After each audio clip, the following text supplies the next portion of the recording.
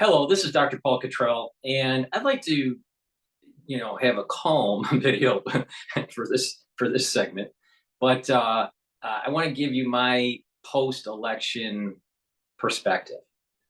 Obviously Trump won, and the Senate is going to the Republican Party. It looks like the House is also going to be going to the Republican Party, but they're still counting, some,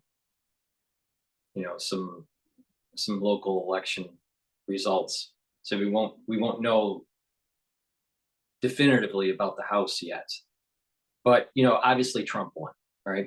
And I covered it during the election night, and I was worried about a steal because yes, Trump was winning in some areas, but Pennsylvania, when I decided to stop the broadcast because it was already at 11:47 or something like that, 11:45 p.m. New York time, that I was a little tired, and I was just I was a little worried that I would be waking up in the morning and there was another steal. Right, I was concerned about it, but at about 1:30, 2 o'clock in the morning, it looked like the BBC announced and AP announced that Trump won. All right, so great. So I want to give you my perspective on the future of America. All right, and no, not everything, not everything is going to, start burning down, because of some sort of monkey release out of the lab. But I just want to have a calm, thought of where I think the country is going. But before I do that, please go to my store, the-studio-reykjavik.com, and help support my work by donating. You can donate through Stripe, PayPal, or Buy Me a Coffee. You can also be a paid member on Patreon. These videos that I do are for free. It's through your donations that allows me to provide thousands of videos for free, all right, and to inform the public on how to improve their health. And also go to my store and get the products that help to support your health.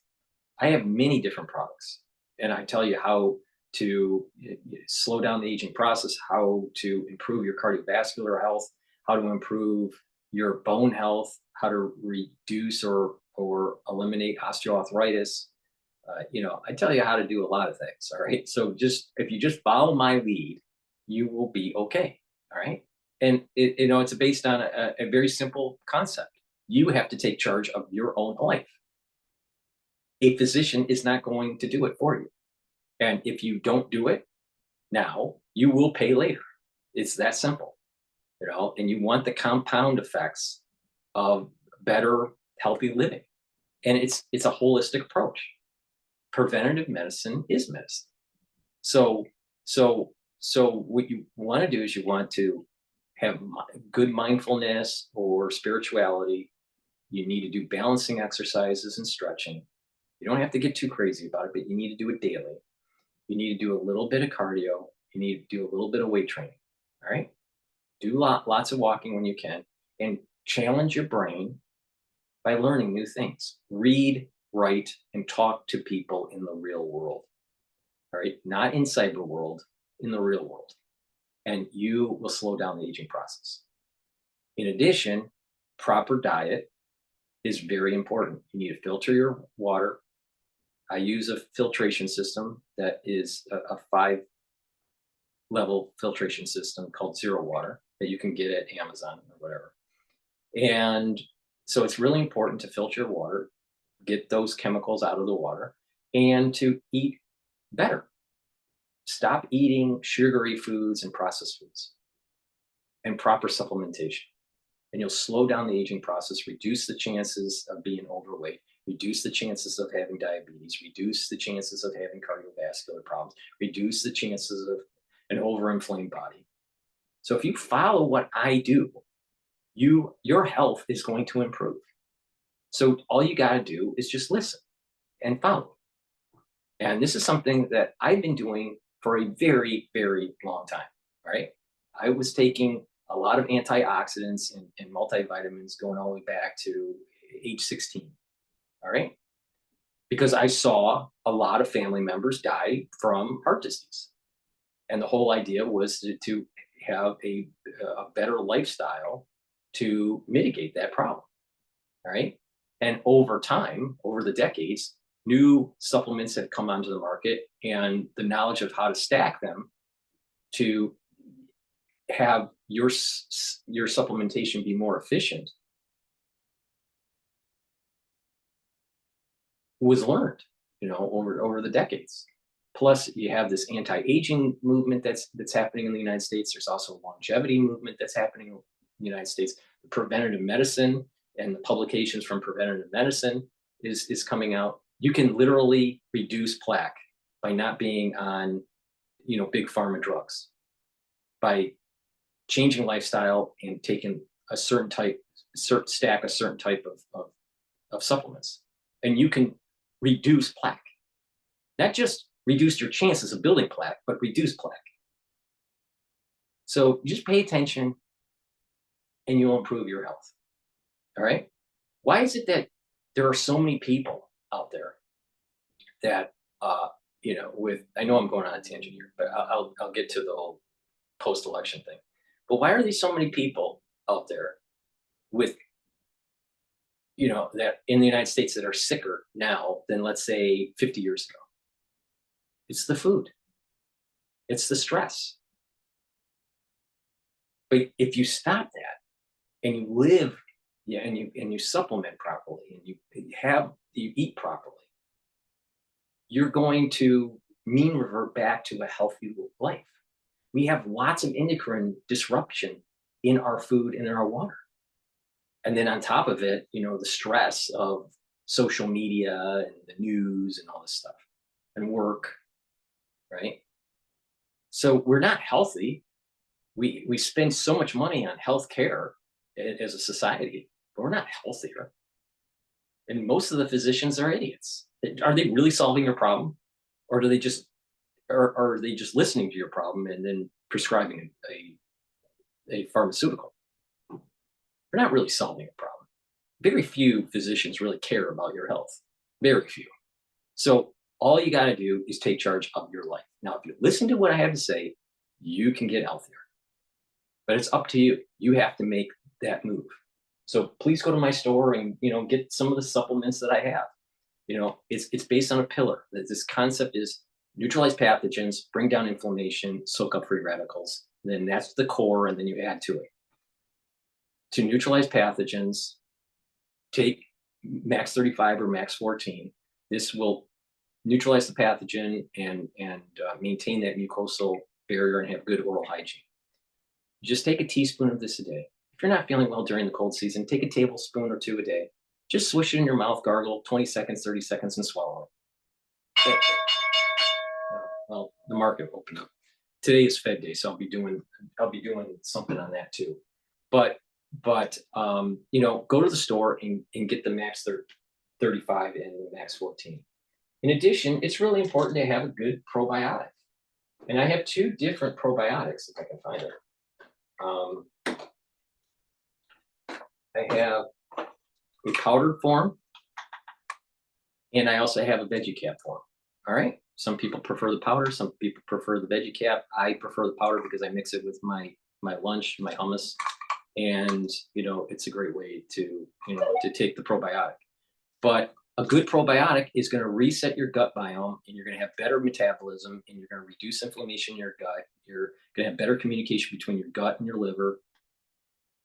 And a healthy liver helps to detoxify. A healthy liver helps to metabolize. And the communication between your gut and your brain. A lot of people don't realize a bad gut biome, there's more chances of depression, and there's more chances of having problems with mental acuity. So to improve your mental acuity and to reduce the chances of depression and to have more energy, take a probiotic and improve the health of your gut biome. So get the powder version or the veggie cap version from my store, the-studio-reykjavik.com. All right. So with that said, what I want to do is talk about the post-election.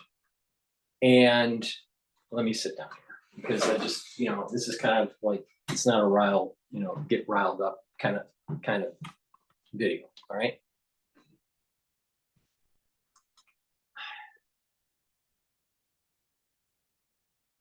The United States has gone through some tumultuous times. All right. And if you've been listening to my John Hogue shows, especially recently. We've been talking about John Hoke talks about how the United States is in line with the movements of Pluto, all right, and that Pluto just created a new cycle, all right. Trump is going to be the president that ushers in the 250th anniversary of the United States. So the United States is 250 years old. So, um, and we just completed this cycle. Now, in the videos that I've been doing with John Hogue, the question was, is the United States, since it's created its first cycle, because it's tied to Pluto, is it in the second cycle in the decline or in the ascent? And I think that this election, at a metaphysical level, was a choice between an ascent or a decline. If the Democratic Party won, then we would see more of a socialistic and a more socialism and more erosion of our constitutional freedoms. Because you got to remember, what was the genesis of the United States? It's the Constitution, right? So, fortunately, it was the Republican Party that won, and it's really not a Republican Party per se. It's really something different. Trump is not a Republican nor a Democrat. Something different. It's tied to kind of like the green. It's tied to the Tea Party movement, but also kind of like the Ross Perot. But it has its own. I want to kind of use the term pragmatic. I think it's the pragmatic party. It's not a Republican Party. It's not a Democratic Party. It's something different. And when the United States first formed, we didn't really have a really good, delineation when Washington decided to run, and then he wins the presidency. I don't think it was as defined as what a federalist was, and what a Democrat was, right? It kind of formed, I think, after his or during his first term. I think it's really when it started to it started to coalesce these different parties, and the infighting that was taking place between Jefferson and Adams.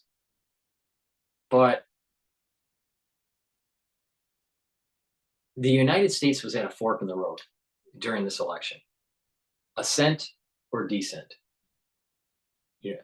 Lose constitutional freedoms, or have something that is a little bit more lofty, something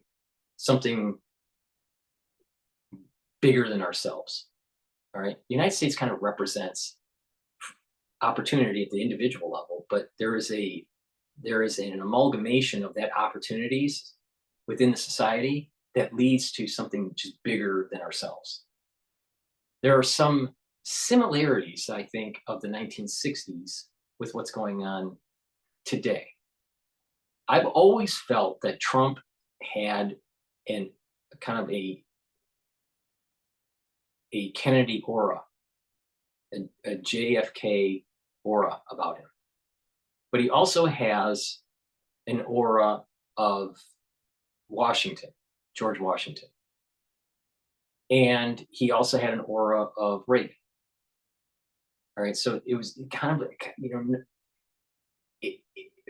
when you have these soul roots that kind of get recycled, or personalities that come onto the political scene, it's not exact mapping of a previous era.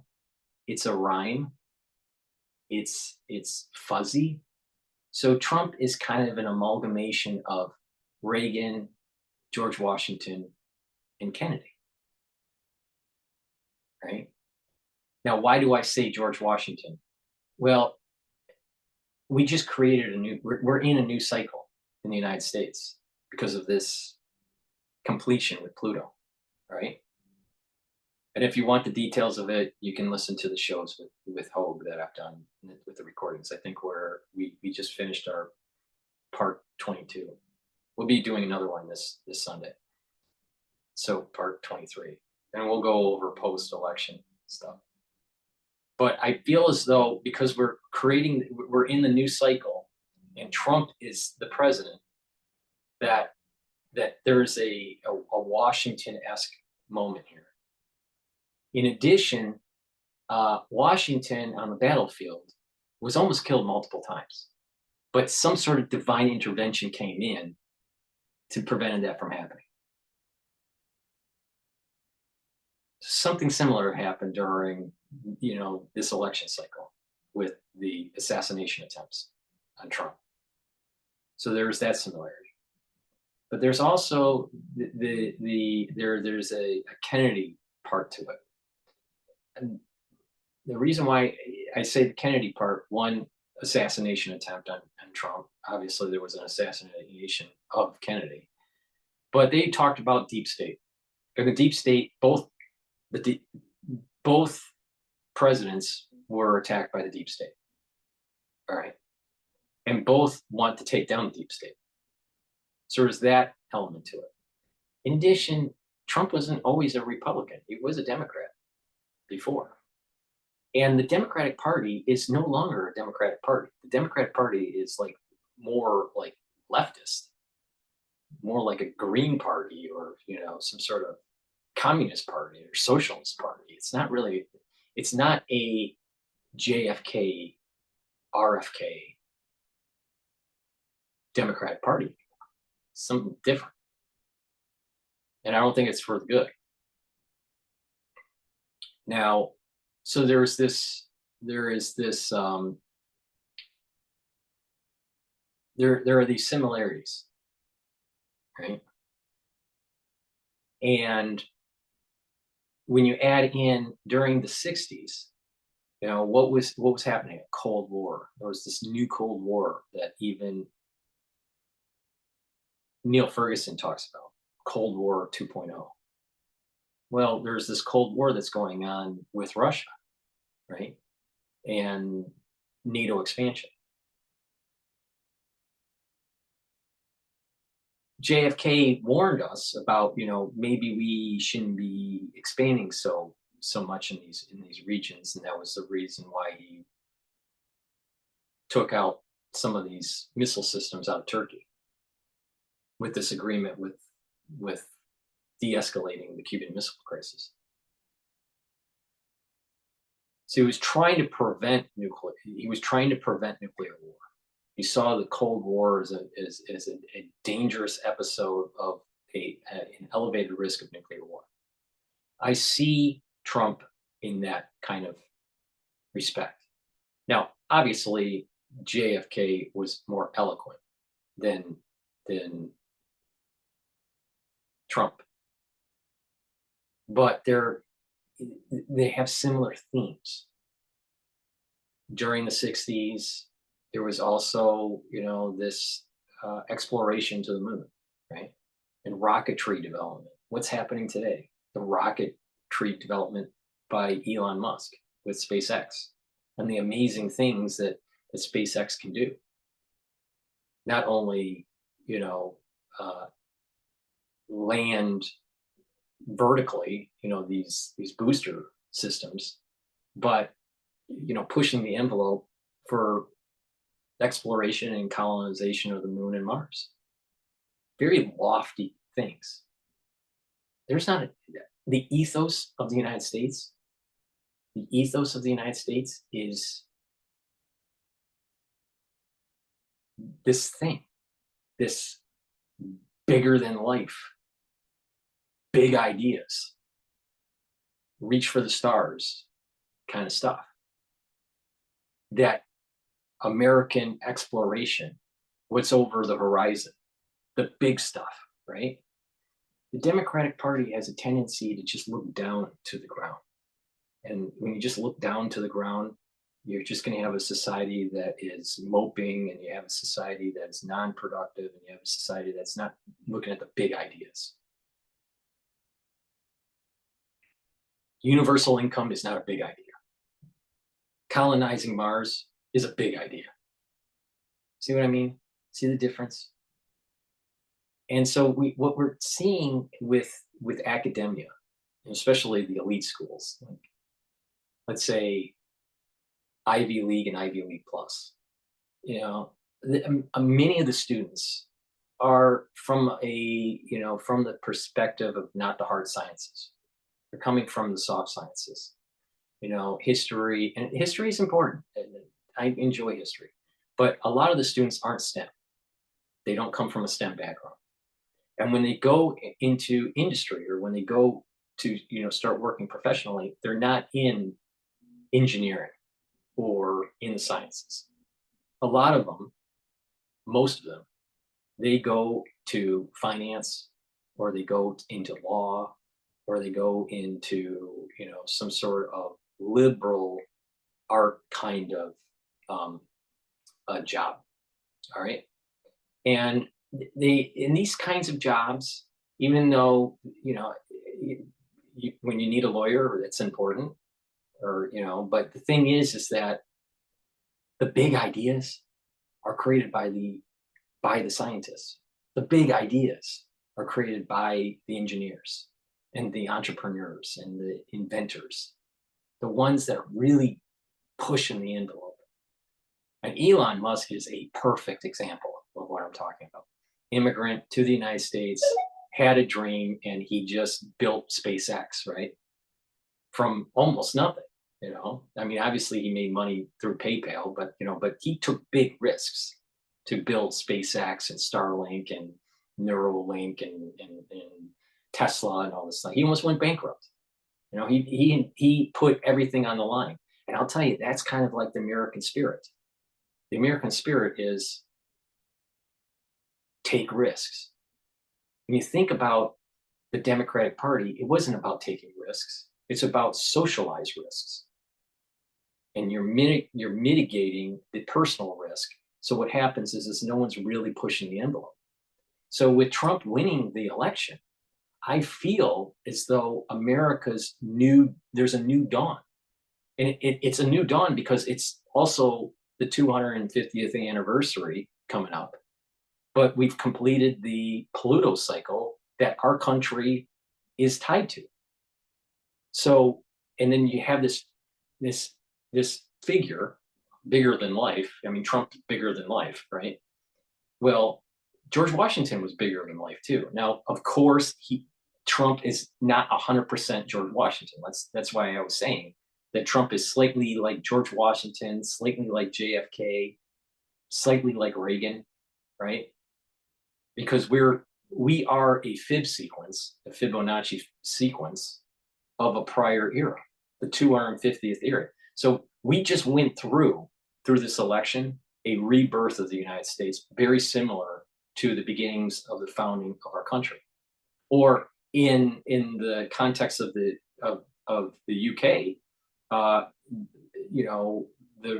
birth of the Magna Carta, right? And how it set in motion a different system of government between the people and the monarchy. Well, here, I feel as though this 250 years is now down the path of prosperity and exploration, not moping and turning into a super socialistic society. I don't want a socialistic society. I want a society where people are taking risks and pushing the envelope and doing big things. Colonizing Mars is a big thing, right? So, and go even further. What can Americans do? That's the American spirit. I feel that was what was on the ballot. That at the metaphysical level, that's what just happened. And so you have, individuals moping and all this stuff. But the reality is that America is going to be doing something big. And in our lifetime, not 100 years down the road here, we're talking 10 years down the road. Some of it is in 5 years, especially this rapid pace of development with artificial intelligence. Now, there are some dangers, especially with artificial intelligence, the decoupling of labor and all this stuff. When you look at it, what will people do if artificial intelligence takes all jobs away, do people become more creative? Do we build more businesses, or do we spiral down? I just have this feeling that the next 250 years for the United States is not in a decline. It's going to be in ascent. But that's because of what just happened. America picked take risks. Don't be socialist. Stop doing the woke crap. Embrace merit and move forward. And just think big. And the bigger the better, right?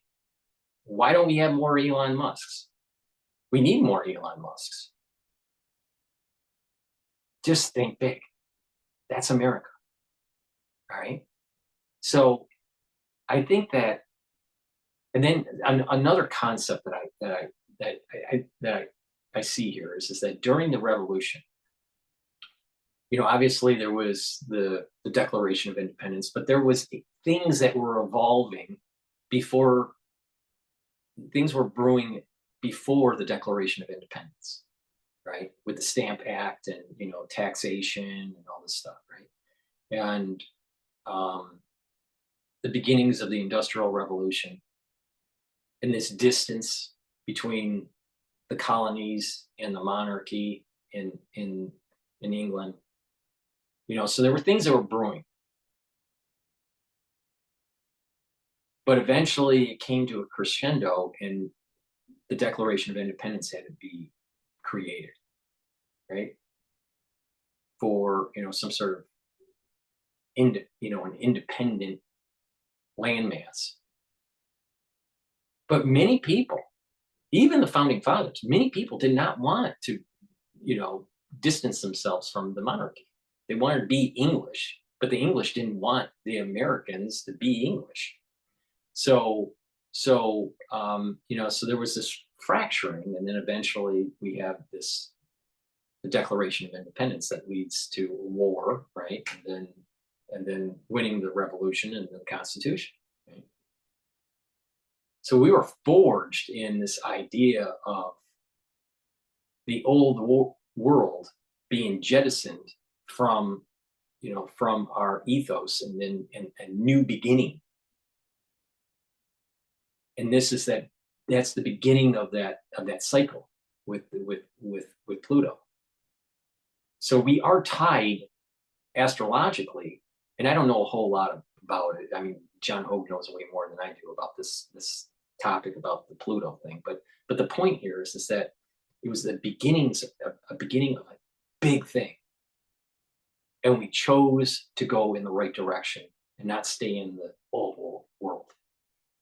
And we became something big, right? If you look at England, yes, they had Industrial Revolution, and they had the naval fleet to project colonial power, and businesses were built off of that colonial power. But the UK is still kind of like stuck in this old world, legal, a liberal art legalese world. It's more about law, common law. I mean, we have common law in our country, so we piggyback off of this. But I don't see England as like a really big technological country, right? I don't see it as a big engineering country. I see it as more kind of like, has a lot of history. And so the ethos of the UK seems to be not so much in science, but more in law, history, government, and war, right? In the United States, we do have a foot in that because of the common law, and our genesis is from England. But we also have a foot in industry, in entrepreneurship, and taking risks, and having a lot of resources and a lot of space, and to why are there a lot of, a perfect example of this, why are there lots of bands right? Music bands that come out of the United States. And why is like American music kind of evolves and changes, right? Well, there's garages. The simple concept of suburbia in a garage, the space to learn an instrument, build a band, create new music. The same thing, have the resources and the space to invent and to create big things, big ideas, you know, mass production of the automobile, rocketry, and space exploration, right? The nuclear power. These are big.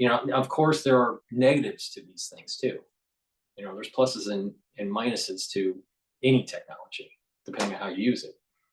But the point here is that Americans have the resources and the space, and we have one foot with England in the old world, but we also have a strong footing in this new world.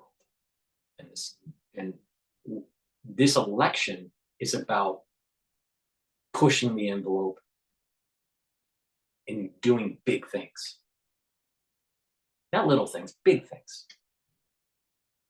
So, yeah, I'm very positive about what happened. I would be feeling the opposite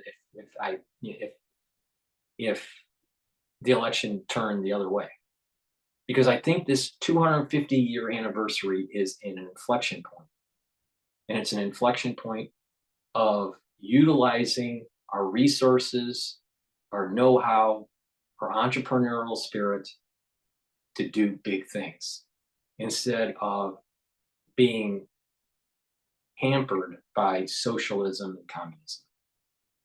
So another country that I want to use, compare and contrast. So we had England, which is too legalistic and too burdened by its own history and war. With the United States, it has a foot with England, but is also entrepreneurial and industrious and scientific. And then you have China, all right, which destroyed its culture through the Cultural Revolution through Mao, but is very scientific, right? So you have you have the spectrum. This is an important concept that I'm trying to convey here. You have the spectrum, low ethics, but scientific with China, and a lot of manpower, right? You also have, on the other side of the spectrum, very legalistic, burdened by history, and not so scientific. But there is this, because they talk about laws and philosophy, the ethics is there. Now I'm sure that people will debate how ethical the UK is. That's a different topic, but you kind of get this feeling that there is England is closer to Aristotle, and some of the giants of Greece, in terms of philosophy, than, let's say, China is, right? And the United States is in the middle, right? It knows a little bit about the old world, New England, East Coast, New England, blue blood kind of stuff. But there's also that rural environment and that entrepreneurial environment and that scientific environment and the resources that allows America to be cutting edge. But China also can be very scientific, but it seems to me that it's lacking ethics, and it's a one-party system, and it's this communistic thing.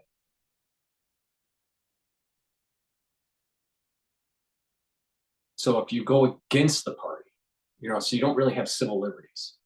So you have, our Constitution is founded on an old world concept of the Magna Carta. But there's really nothing like that in China. It's a one-party system. And you don't have civil liberties, but you have like this collective, this kind of like hive mind. And they can be very scientific, right? and kick out a lot of engineers, but are they really creative? Because they don't have freedom. If you don't have freedom, how are you creative? So there's this good blend in the United States of constitutional freedoms, and there's this good blend of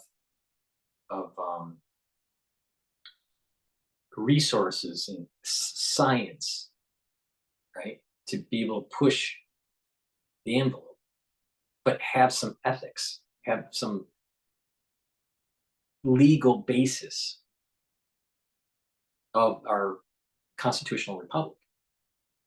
Don't have that in China. It's lacking. So you don't have the science, you don't have the entrepreneurial spirit anymore in the UK. You have that in the United States, right? So the United States is kind of the best of both worlds. It has that scientific, but it does have some roots in the old world tying to the Magna Carta. In the United States, one of the most important documents, some of the most important documents of mankind is, the Bible, the Magna Carta, the Constitution. Right? Those are like the top three. So I would say, we're in a good spot of seeing this inflection point, this transition going into the next 250 years of the United States, it being Donald Trump. And not, having this mindset of socialism, but this mindset of merit, this mindset of we can do big things instead of, well, why is it the socialists? Why is it that the Democratic Party was always demonizing Elon Musk? And it's not because of X, because they were demonizing Elon Musk before he bought Twitter. All right. Why? Because he is representing something, doing things big that everyone thinks is impossible to do. But yet, literally, he is showing you in real time it's possible. If you can dream it, you can build it. All right. You got to get to steps. You got to, learn, through failures, but you can get there if you pursue it. There's too many socialists, too many Democrats that just look down on the ground and not up into the sky and take risks. They want to everything has to be so, some sort of social gain and all this. Is the society better off giving reparations, or is the society better off thinking big and doing big things and making people just have more opportunity? I think the latter is better than the former, meaning take risks. Don't look for handouts, and you'll have a better society. That's what I see that just happened on November 5th. Now, it's not going to be an easy ride. It will not be an easy ride because we're actually trying. I think what's happening in the next few years is there's going to be a push to try to root out some of the nefarious activities of the national security state and the administrative state. Now, hopefully, Trump's administration is successful in rooting that stuff out and making the government more efficient. Just like any corporation has had to go through downsizing and restructuring, the same thing with our government. The bureaucracy of the government needs to be restructured. That doesn't mean rewriting the Constitution. It just means, right-sizing the government. I think it's too bloated. But I'm very positive about America in general. I think we just saw what I have been saying. This is our version of Gettysburg, and this is our version of the revolution. What we just saw happen, what put Trump over the edge, was Pennsylvania. Pennsylvania is where Gettysburg is. In 1863, the United States almost lost. The Union almost lost at Gettysburg. Because Gettysburg isn't too far away from Washington, D.C. But the Union won. And that battle in 1863 in July. It started on July 1st, and it was for 3 days. And the smoke clears, and there's July 4th of 1863. Not, obviously not 1776, but the thing is that there was this remembrance of the independence.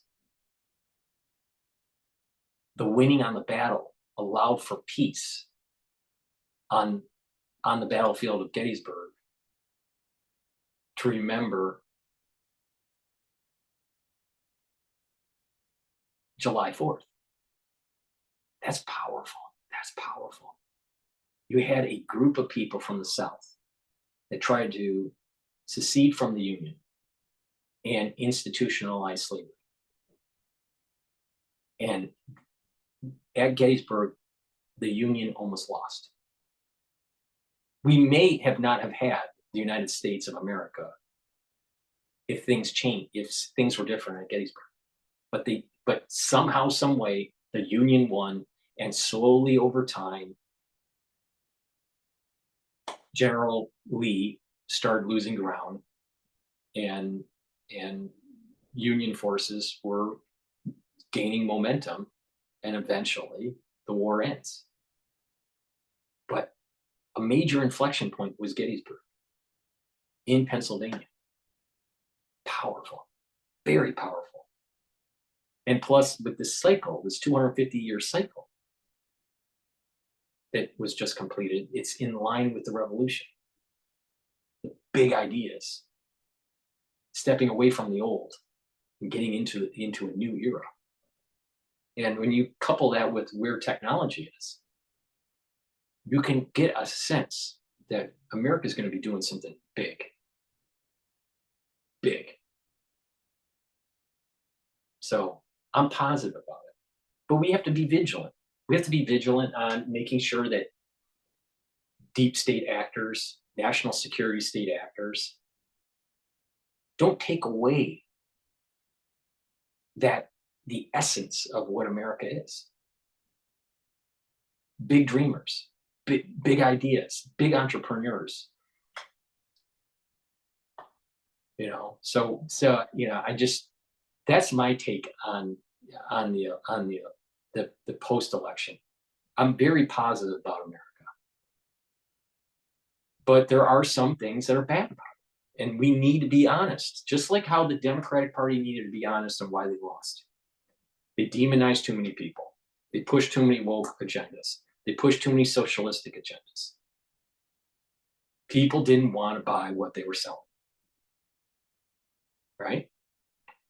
And they veered off and moved towards a very leftist mentality instead of a centrist mentality. That's looking at it honestly, but many Democrats aren't willing to look at it honestly. So America's in a new day, in a new dawn. We're moving to big ideas, and we're going to be successful, but it's not going to be easy. You're going to have people that are going to try to hold you down, right? And you got to just say, no, we're moving forward. Now, you can be with us, or you're going to be left behind, but we're moving forward. So I think people, I'm very, very positive about America, but you got to look at it with wide eyes. And that is that there are aspects to American society that needs to grow up. And what do I mean by that? I got to plug in for the energy here, I'm running out of battery. Maybe I'll even take a message from Spaces if someone wants to talk. But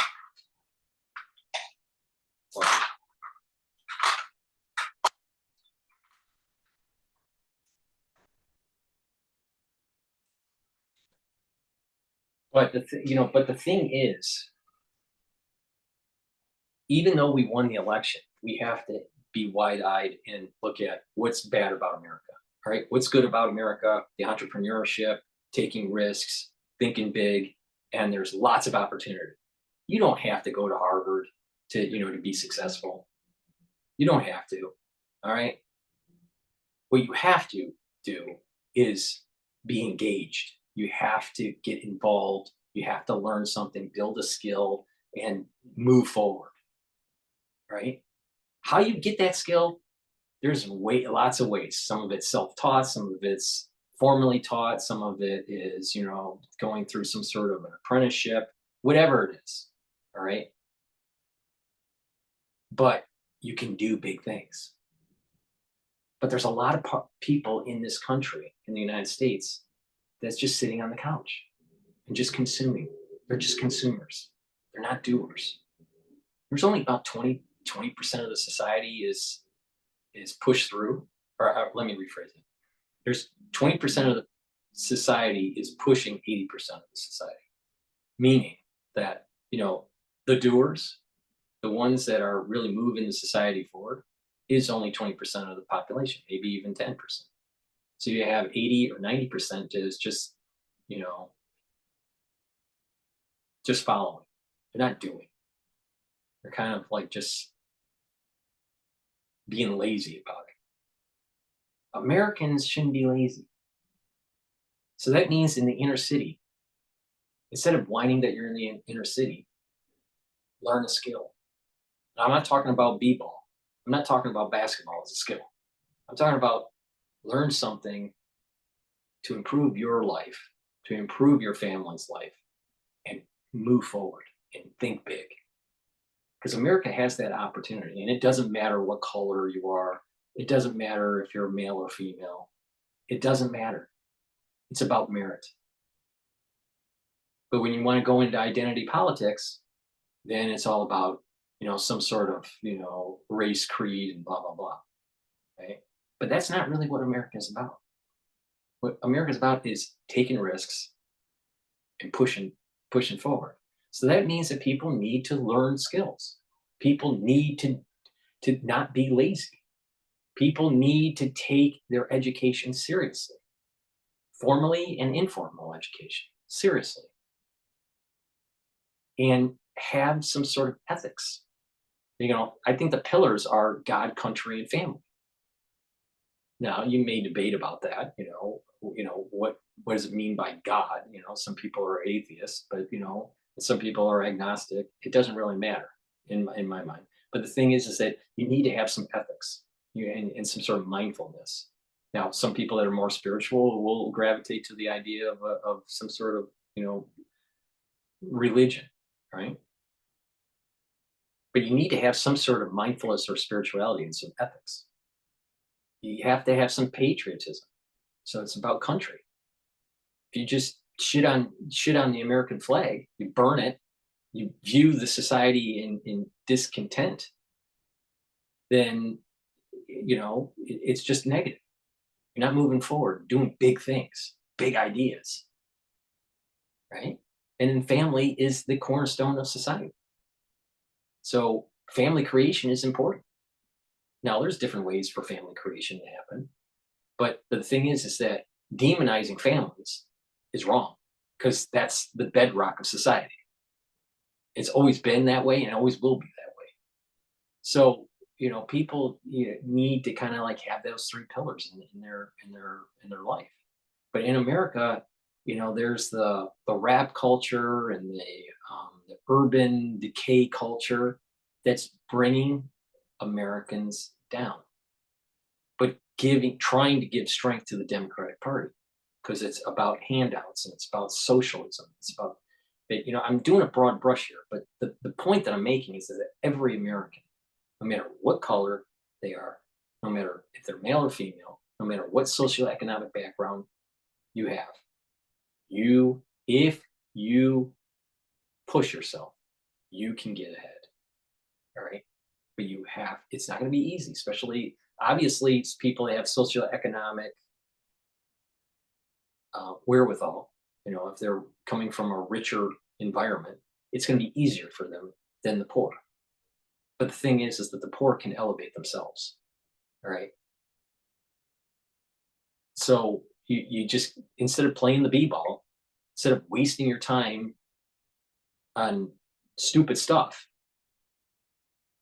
then, instead of wasting that time, engage in things that will make you more productive, more skill oriented, and do big things. Whatever it is.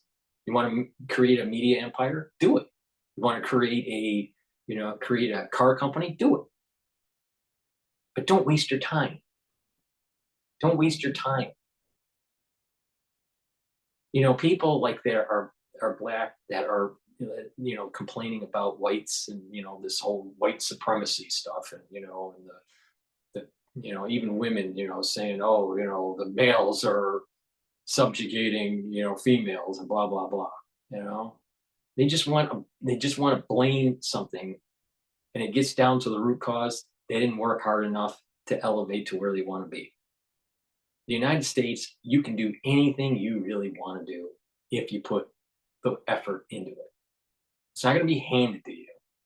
And yes, of course, some people it's easier for whatever reason, luck, education, or money, but it can be done.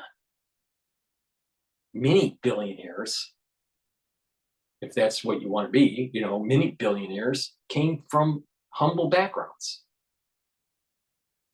It's quite the opposite. The more, a lot of rich families, their offspring has a tendency to just kind of decline. It's rare to find a house, a household that's rich that maintains the wealth. So, so Americans need to look in the mirror and see, are you part of the 20% that's thinking big and doing big things? Or are you the 80% that's not? That's important. That's important self-reflection. And if you're in the 80% that's not, self-correct. Do big things. Don't blame people.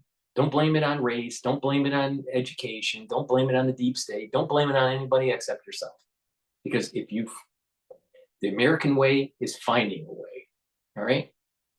So, that's my post-election perspective.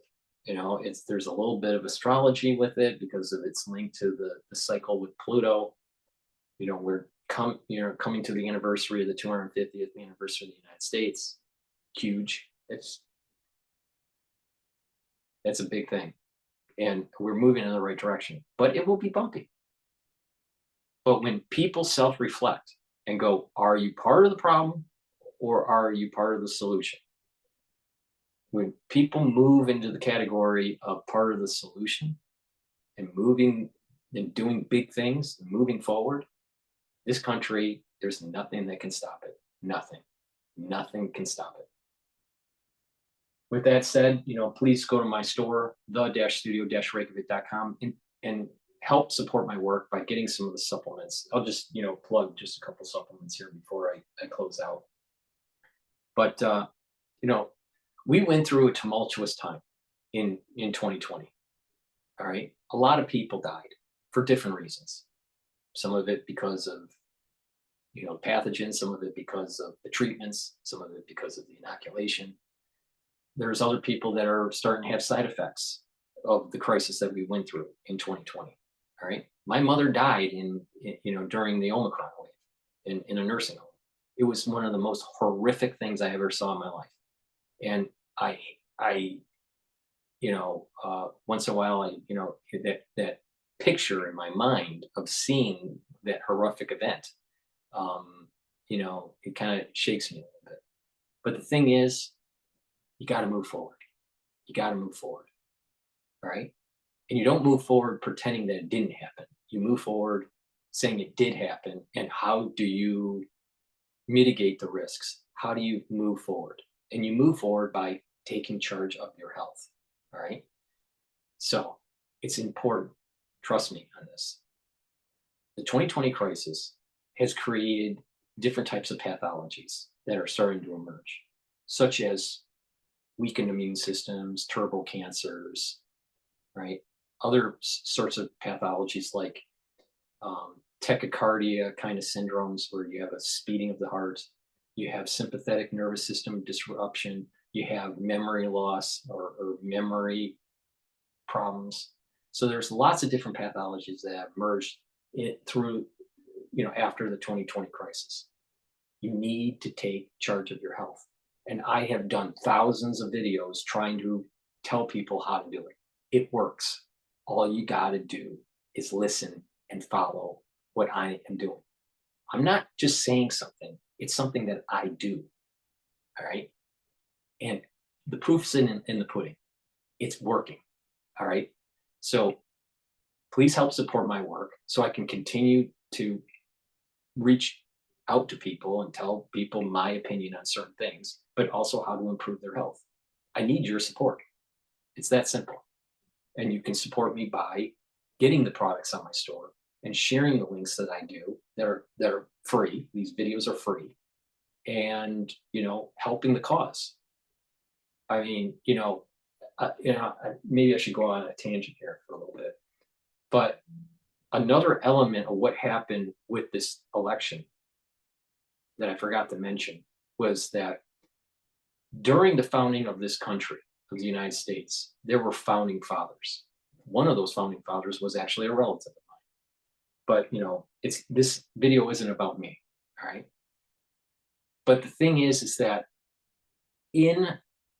during the forming of the country, there were key figures in the 1700s. A lot of people know that, some of the famous ones. There was Washington and Benjamin Franklin and Adams, right? And Paul Revere and, Jefferson, right? Hamilton, Madison, right? Those are the big ones, right? But there were about 150 to 200 founding fathers, all right? Within that 150 to 200, 150 to 200 founding fathers that were tied to being leaders on the battlefield, leaders in drafting the Constitution, ratifying the Constitution. So there are these founding fathers. We have something similar that happened in this election. It's not a perfect match, just like how I said that Trump isn't a perfect match to Reagan. It doesn't perfectly map to JFK or even to George Washington. It's an amalgamation. Why? Because we're in a different era. But it's a fib sequence. It's a Fibonacci sequence. There's a similarity. Okay. So Trump has some elements of these different people: Reagan, George Washington, JFK. All right, and that's what kind of makes up the essence of his soul, for lack of a better term. Well, you can see this in also other people that were in this election cycle, and even going from COVID to the election cycle. So I see like COVID, happening in 2020, right? And the election cycle of 2024 is this kind of era, right? And you had founding fathers being kind of resurrected. I'm using terms that have tried to explain the thought process that I have. It's not literally resurrection, but a rebirth of a soul. And you had people that kind of that soul root was reborn into this age. And each of us did something different that was important for us to move forward in a positive direction the next 250 years for this country. All right. And different people did different things. And there are going to be many people that are below the radar that we don't know, that are kind of like a new founding father or a new founding mother, right? Because there were females involved in this too. So Trump is kind of like the George Washington figure. George Washington was almost killed on the battlefield multiple times, but some sort of divine hand helped him. All right. Something similar happened with the assassination attempts with Trump. you had kind of like during the COVID era, the sounding of the alarm was really me. You know, I was the one that warned the world at large what was happening and that it was going to erode your constitutional freedoms and hurt people physically, and that there was going to be an aftershock. And everything I was saying played out. All right. But I also gave you methods to try to mitigate the problem. So perhaps, I don't know for sure, perhaps I was the Paul Revere, because obviously Paul Revere, was a key figure in during the revolutionary period, right? So maybe my soul root was reborn as Paul Revere. I don't know, but there was something about COVID that led to this 2024. So maybe Trump is sort of like Washington. Maybe Dr. Paul Cottrell is somewhat like Paul Revere. Bannon may be someone like Thomas Paine. Maybe. Maybe he's a different figure. But the point that I'm making is there were these people that were involved. Their soul root was involved during the revolution that somehow emanated into people that are living today to do big things. It wasn't easy to do what I did in 2020, all right? By far, it wasn't easy, all right? But I knew that it was the right thing to save my country. There were other people, like for example, this Scott Pressler, I think is his last name. He's the one that got the vote out for Pennsylvania. He basically made, he basically would put the effort in so Trump could win Pennsylvania by getting people to register to vote. And he did an amazing job. He saved the country. He lived, I mean, using that metaphor of, our Gettysburg, Gettysburg's in Pennsylvania. Gettysburg was an inflection point of winning this, moving, changing the dynamics of the Civil War for the Union side, and eventually winning. But Gettysburg was really important. Pennsylvania is super important when it came to to the Civil War. All right. Scott Pressler has something in his soul is tied to a founding father during the Revolution. Even there's an aspect to it. It's like there he got the job done.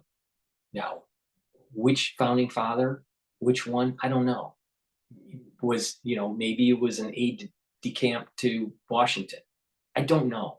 But the point here is that there were people that got engaged in the last 4 years, going through the COVID crisis and going through the election crisis, that they have a soul root that's tied to the founding fathers. But it's not a perfect match. It's not a perfect mapping.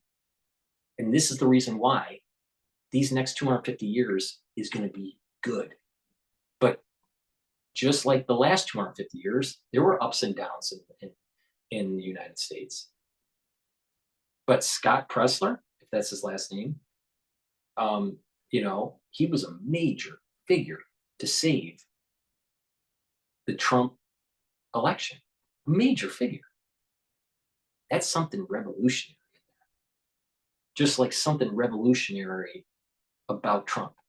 There was something revolutionary in what I was doing with trying to save the constitutional freedoms and to warn the public about a major crisis that was on the horizon. Bannon is a founding figure, but I'm not sure exactly the mapping of how that works. Alex Jones is one, even though I'm not a big fan of Alex Jones. But the thing is that there are these people that are in American society. Even Nigel Farage, even though he's English, there were English people that were, during the revolution that were kind of on the side of the revolutionaries. All right, not on the side of the king. Now, of course, they were, behind the scenes and stayed quiet, but the movers and the shakers. But You know, there are these key figures that it's almost like there's something about their soul is connected to what was happening in the 1700s. I know I'm not wrong on this, but I can't map it completely. It's hard to do a 100% map of one individual living today mapping to an individual in a prior thing. There's something about there's an element of the soul that that was ignited in people that are living today to allow things that have happened in the last 4 years and to be successful in trying to mitigate what was around the corner. And sometimes we were more successful and in other times we were not. But the thing is that there's this something is different about this. You know, you hear terms like this is the battle for the country or the soul of the country. Viscerally, you feel that something big just happened. Just like something big happened in the 1700s. Right? Something big happened when the Declaration of Independence was written. In the Battle of Yorktown, right? Or Valley Forge, and the worry that Washington may lose the war. Those are big things. Something like that just happened. Something like that just happened. And there were people with whatever they were blessed with their skill set and their ability to project, in to an audience or to the world or to the country in their different ways. They all had a little component to this founding of a new era of this next 250 years. Everyone, if you get engaged, be active, and you push forward, and you think big, you can be that too. That's I think that point I think is really important. There are founding fathers today that allowed for the next 250 years to just happen. So again, please help support my work and boost up your immune system. All right, very important. And you can do that by getting lignans. It's a powder, and you mix it with food or with water, or with filtered water, or just mix it with food. I take this with mixing it with hummus, and this will help to boost up your immune system. And it's really important to understand that when we don't eat properly, we have a tendency to disrupt our endocrine system. And so you can mitigate that disruption by taking lignans. It improves your hormonal health, right? It's for males and females. They'll boost up your immune system and also improve your hormonal health. Very important, because that lifestyle, that typical unhealthy lifestyle, is causing problems with your endocrine system. But you can stop that by eating properly, filtering your water, and taking the supplementation to boost up your immune system and boost up your endocrine system. And lastly, before I close this session, Myotrol is a supplement to help build muscle, maintain muscle, and improve your mitochondrial health.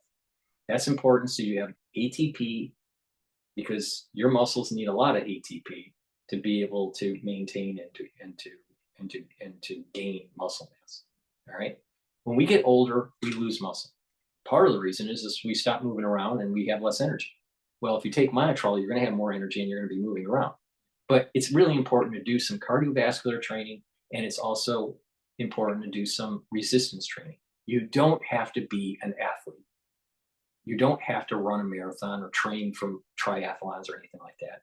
Just exercise on a regular basis and take supplements that help maintain muscle mass. Now, this is an important supplement when you get older, but it's also useful if you are an athlete, because what this will do is it'll help you gain muscle mass. and have more energy, and you'll recover better after your workout. But ones that aren't athletes, you can benefit from this supplement, Myotrol,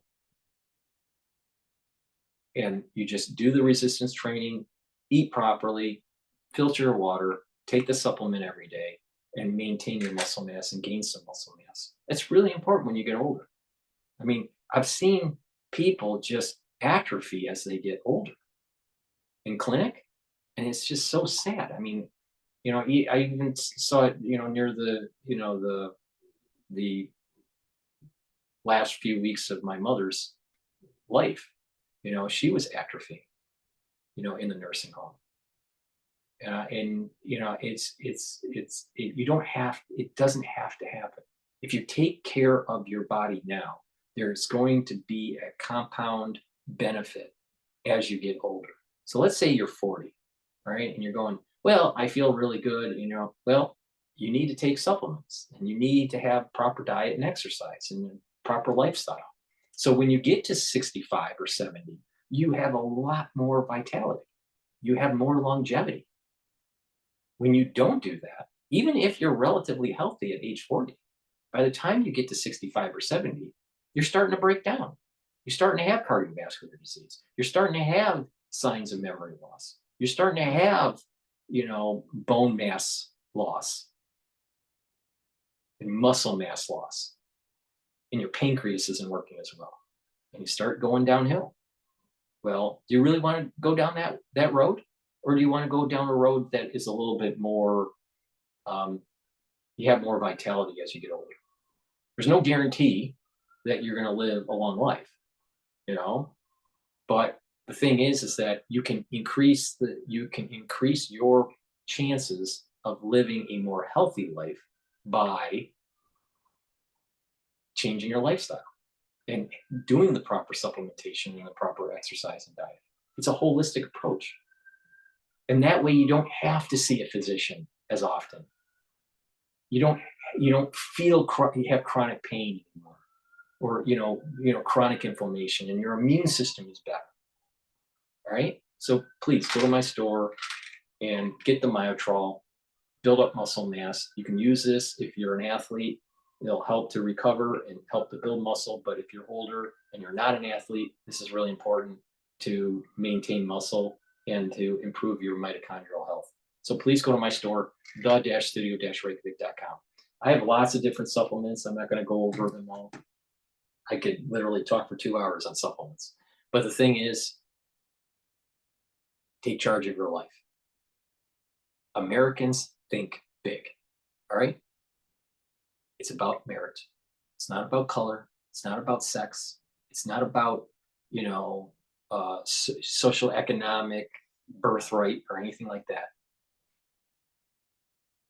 Do big things. Learn a skill, be ambitious, and do big things. That's what America's all about. Thank you for listening. For the ones that are on Spaces, thank you for listening. I greatly appreciate it. And I'll end this broadcast and do another one shortly here. But thank you. Just be positive. America has a great future going out 250 years. It's going to be a little bumpy at times, just like the last 250 years. But big things are going to happen. Thank you for listening, and have a nice day.